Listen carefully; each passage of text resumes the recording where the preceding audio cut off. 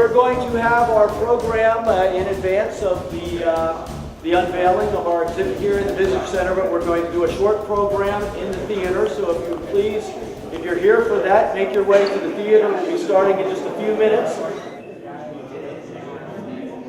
Thank you for joining us today here at the Tourism Council of Frederick County's Frederick Visitor Center. I'm John Fiesler, Director of the Tourism Council.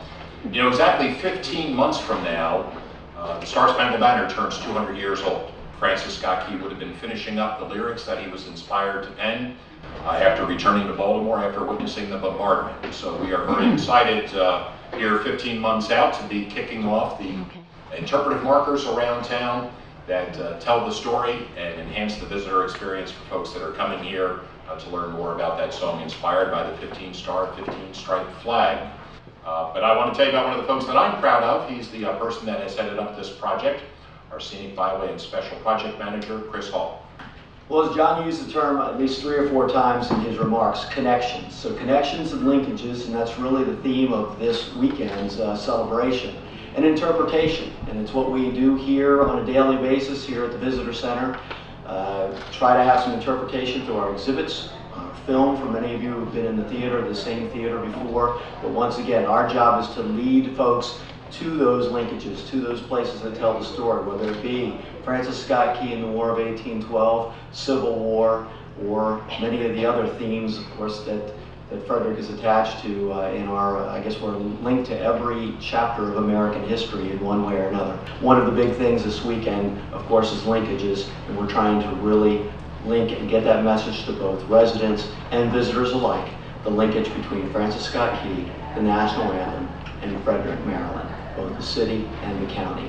And that is really the theme of what we're doing, but we're also trying to link Frederick in this triangle you've heard about, or you will hear more about, this linkage between Frederick, Baltimore, and Washington, D.C. Of course, Frederick, where Key's story begins and ends, Baltimore, the home of Fort McHenry and the permanent home of the manuscript, and Washington, D.C., where the flag that inspired him sits at the Smithsonian, and of course it was Key's adult home for many of his years. With all of those linkages, we have one linkage that's made even stronger, thanks to something that's going to be happening in a few minutes, this exhibit that we're going to unveil. And when it comes to exhibits, we're so pleased and excited to have it in this Frederick Visitor Center, a visitor center that we opened in April of 2011. Well, the strong linkage that we have today is a linkage between Frederick and Fort McHenry. And one of the interesting things, another parallel path, Fort McHenry opened up their new Visitor and Education Center in March of 2011. Once again, both of us kind of outgrowing our old homes, needing a new space, and we're really excited to have these new visitor centers come about.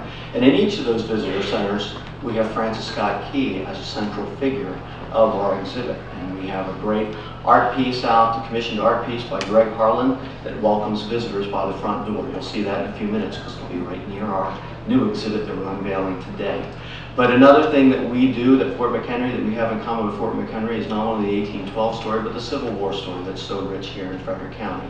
And of course, we have cross connections because in the Civil War, Francis Scott Key's grandson, Francis Scott Key Howard, was imprisoned at Fort McHenry, as many delegates and senators of Maryland, representatives of Maryland who were coming to the special session that were Southern leaning, were arrested en route or from Frederick and thrown in places like Fort McHenry for their views.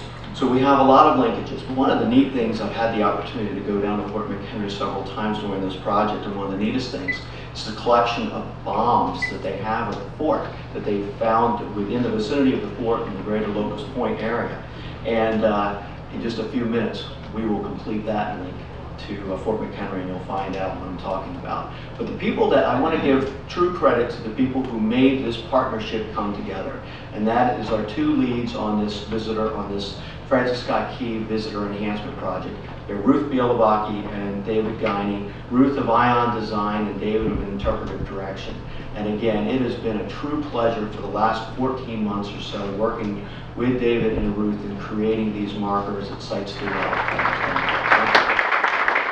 I've been not have worked with more talented, passionate, and patient people as these two. But what they really brought in, of course, growing up here in Frederick, and many of us as Frederick residents, we know the monument. We bring relatives by the monument all the time. But it's one of those things that it was up in working with David and Ruth, and I know they'll talk a little bit more, is looking at this visitor experience of where do you park? What is it? Is it a grave site? Is it a burial site? And these are things that are known to us, but really not known to the visitor. And I think this is what we've really accomplished through their great work. They really brought kind of outside eyes to this project, and I think that's what makes it so special. So on behalf of Ruth and I, thanks so much for that introduction and for the ability the last year or so to be able to work with you and John and the staff here at Tourism to get to know Frederick better. You know, I came from Antietam Battlefield, Sharpsburg, so I'm kind of a Washington County, I hate to say, but it's been pretty remarkable to find a tourism council that has leaders who are so interested in history and so interested in their community, and for Ruth and I, so willing to give us a little creative freedom to try to come up with some solutions for visitors that come to Frederick. I knew Francis Scott Key and Frederick as the mall. Yes, that's me. Anything beyond that, enjoyed the mall. Thank you, Frederick. But so that idea of, you know, outside eyes coming in and taking a look at it kind of fresh, that was maybe kind of an important advantage that the Tourism Council really sought, and I think that maybe helped us guide us in trying to lead visitors to the Francis Scott Key story in Frederick. So I would say, as of today, if someone is directed to Frederick to find Francis Scott Key, they're going to find him. And when they get there, even if there's no tour guide, they're going to be able to figure out what that connection is. Just even the concept that his grave is here, and the concept of this region being his home, this city, this county, that's something that inspired Key, and I think that inspired us in our project and made us want to kind of reach out to make the connections to some of our past work in the National Park Service with Fort McHenry and with the story of the War of 1812. But I think beyond Maryland history, I think it is national history. So many things there are just vital to national history. It is not downtown by the Inner Harbor where a lot of people go. It's kind of north up the Charles Street corridor in the Mount Vernon district. But you know, Jack and I had done some work there. Jack, are you here? Yeah. We had done some work down there and realized what a tremendous resource that is. So we wanted to connect into that. And another intriguing thing was Terra Rubra. The farm is still there. It's a beautiful farm. Past Pike Creek. Bill and Deborah McGrew are the owners up there and showed us around. And I really think it was wonderful just to absorb this whole story. A couple little things. In reading about Key, one thing struck me, and I'll just throw this out as kind of like a little anecdote kind of thing, in reading some of Key's writing, is he came up with a term for the blue part of the flag. And when we look at the flag today, we have to cram like 50 stars into it. Key had 15, but they're 50 and they go boom, boom, boom, boom. They're all exactly oriented the same way and they're all in lines. And I kind of think of it as kind of a grid or something, you know, like a mathematical thing. Key's flag had 15, and the stars are not all exactly oriented the same way. They're kind of like the tilted stars, the Fort McHenry pattern. And he referred to that flag, that part of the flag, when the flag flings out its folds over those who are seeking freedom, those who need help, and basically the country is helping its citizens, that it is a constellation of glory. And that's one little phrase that really stuck in my head. We put it in one of the exhibits. When we sing the Star Spangled Banner, it's like, you know, so many of us have connections, and we think of times in our life when that was very important.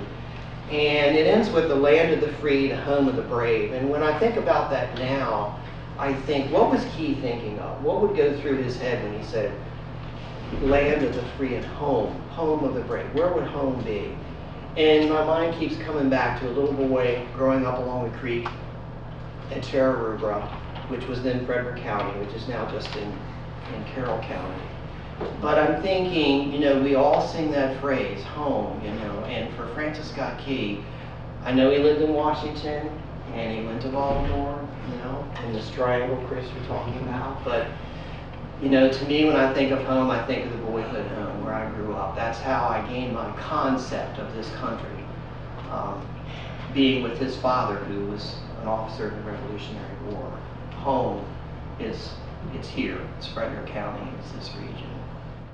Thank you and welcome, and I'm delighted to bring you all greetings from Baltimore and from Tina Orcutt, the superintendent of Fort McHenry National Monument and Historic Shrine and Hampton National Historic Site. It's kind of a mouthful when you say both parks together. Let me just say we at Fort McHenry were delighted in every way to provide the important historical artifact. Now, Fort McHenry has an important museum collection of many thousands of objects and artifacts, well over 16,000. A substantial part of that is archaeological artifacts. Now, that may not sound too exciting to you, but included in those archaeological artifacts that have been recovered from archaeological digs at the fort that date back into the late 1950s are many items dating from the period of the War of 1812. Now, there are actually very few pieces that we actually think might have been, for instance, a fragment of one of the British bombs that burst over the fort, because after all, those bombs were meant to explode and become very fragmentary. We, in our new visitor center, have a couple of our most recognizable bomb fragments on exhibit.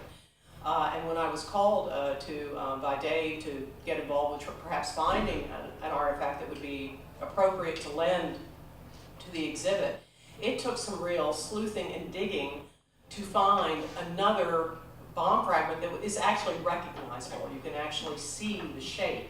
It is kind of exciting to think when you sing that famous line, the bombs bursting in air. Well, they did. Some fragments of them, of course, fell to earth.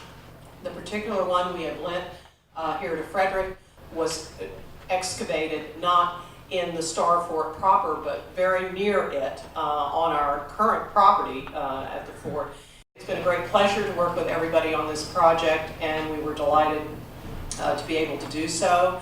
And again, on behalf of everybody at Fort McHenry National Monument and Historic Shrine, I think it's wonderful what you all are doing to promote this very, very important history. 1, 2, 3. All right. Bomb fragment.